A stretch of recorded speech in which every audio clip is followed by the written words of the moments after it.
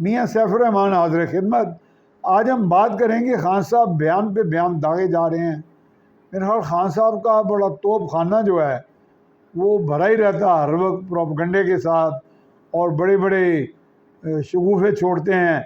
کبھی تو میں بھی بڑے شگوفے چھوڑتا تھا، بلکہ وہ تو ہمیں سب کو سر پاس کر گئے ہیں۔ ماضی کے قصہ کو چونکوں میں بیٹھ کے جب بتاتے تھے صاحب وہ یہ ہو گیا، آج یوکرین کی جنگ میں پاکستان نے حصہ لے لیا، پاکستان کے فوجی جو ہیں وہ وہاں بھیجے گئے۔ بھئی یہ باتیں ایسی ہوتی ہیں جو روز روشن کی طرح یہاں ہوتی ہیں۔ سائنٹیفک دور ہے، یہ ذرا سی بات پہ معمولی سی بات کیچ ہو جاتی ہے۔ پاکستان کی فوج ایک سٹیپ قدم بھی لے گی روس کی طرف، یوکرین کی طرف، مشرق یا مغرب کی طرف، تو اس کی سیٹلائٹ کے ذریعے موومنٹ باقاعدہ مانیٹر ہو رہی ہوتی ہے۔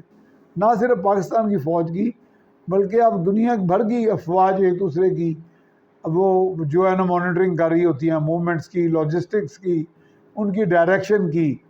اور انٹیلیجنس ہوتی کس لیے ہے؟ انٹیلیجنس تو ہوتی اس لیے ہے، بلکہ میں آپ کو یہ بتاؤں، اس میں ایک لفظ بولا جاتا ہے ایوز ڈراپنگ، ایو ڈراپنگ نہ لے لیں، یعنی ایو ٹیزنگ نہ لے لیں، جو میں نے ایک دفعہ کالم بھی لکھ دیا تھا۔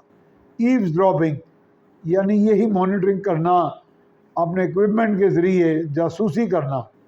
تو میں نے آج سے کئی سال قبل ٹائم میگزین میں پڑھا تھا کہ ٹرکی میں کچھ ایسے ایوز ڈراپنگ اکوپمنٹ رشیا نے امریکہ نے انسٹال کیے ہوئے ہیں کہ رشیا کے جو پائلٹس اگر ٹوتھ برش بھی کرتے ہیں تو ان کی آواز تک وہ کیچ کر لیتے ہیں۔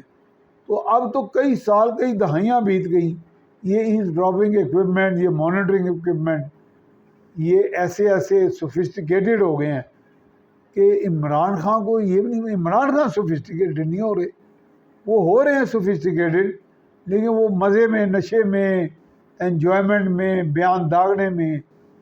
میرے خیال ہم نے بنگیوں کی توپ کا تو سنا تھا، کمز گن جو تھی، وہ مجھے لگتا ہے اب عمران خان ایک پرسنل بنگیوں کی توپ بن گئے ہیں، ہر روز ایک گولہ چھوڑتے ہیں اور گولے کی کوئی ڈائریکشن، کوئی سمت نہیں ہوتی، کوئی کمپیٹیبلٹی نہیں ہوتی دنیا میں چلنے والے معاملات سے۔ اللہ جانے پھر بھی ان کے لور جو ہیں ان کی ہر توپ کے گولے کو چوم کے اپنے سینے سے لگا لیتے ہیں۔